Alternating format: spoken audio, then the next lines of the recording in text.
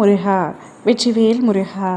வேலுண்டு வினையில்லை, மயிலுண்டு பயமில்லை. என் அன்பு தங்கமே, வாழ்க்கையில் ஒரு விஷயம் கூட நல்லதாக நடக்கவில்லை. அப்படி ஏதேனும் தப்பி தவறி ஒரு விஷயம் நல்லது நடந்தால் கூட அது அந்த இறைவனுக்கே பொறுக்கவில்லை. ஏதாவது செய்து என்னை கஷ்டப்படுத்தி அழ வைத்து விடுகிறான் என்று என்னை திட்டிக் கொண்டிருக்கின்றாயா? தங்கமே, கவலை கொள்ளாதே. உன்னுடைய நிலை எப்பொழுது மாறும் என்று எப்பொழுதும் என்னிடம் கேட்டுக்கொண்டே இருக்கின்றாய். வாழ்க்கையில் மாற்றம் உனக்கு தேவைப்படுகிறது என்பது எனக்கு நன்றாக தெரியும். இருந்தும் மாறாமல் இருக்கின்றது. மாற்றம் ஒன்றே மாறாதது. வாழ்க்கையில் நல்லது நடக்க வேண்டும் என்று காத்திருக்கும் உனக்கு நல்லது செய்யாமல் எப்படி இருப்பேன் தங்கமே? நாளைய தினத்தில் ஒன்றல்ல 2 நல்ல செய்தியை கேட்பாய். அப்பொழுது நீ என்னிடம் சொல்வாய், அப்பா, நான் உங்களிடம் கேட்டேன், நீங்கள் எனக்கு ஒன்றுக்கு பதிலாக 2 நல்ல செய்தியை தந்துவிட்டீர்கள். மிக்க நன்றி அப்பா என்று கூறப்போகின்றாய், கண்களில் சற்று ஆனந்த கண்ணீரோடு.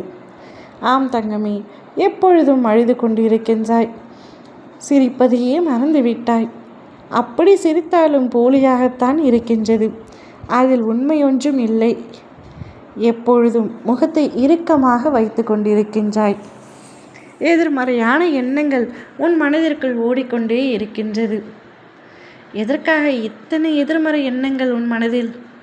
நேர்மறையாக யோசி, நேர்மறையாக பேசு. நீ நேர்மறையாக பேசும் பொழுதுதான் உன் வாழ்க்கையில் நடக்கும் விஷயங்களும் நேர்மறையாக இருக்கும். எதிர்மறை எண்ணங்களை விட்டுவிடு. இன்றோடு இக்கணத்தோடு விட்டுவிடு. நீ எனக்காக ஏற்றும் தீபத்தையும் உன்னுடைய வேண்டுதல்களையும் நான் கேட்காமல் இல்லை. அனைத்தையும் மனதார ஏற்றுக்கொண்டேன். உன் பிரார்த்தனையை கேட்டு நான் கல்லாக நிற்கின்றேனே என்று கண்ணீர் வடிக்கின்றாய். உன் பிரார்த்தனைகள் உன்னை வந்தடைய வேண்டிய நேரம் இப்பொழுது கூடிவிட்டது. கண்ணீரை துடைத்துக்கொள் தங்கமே. பிரார்த்தனைகள் உன்னை வந்தடைய சில நேரம் கால தாமதம் ஆகுதே என்று கவலை கொள்ளாதே.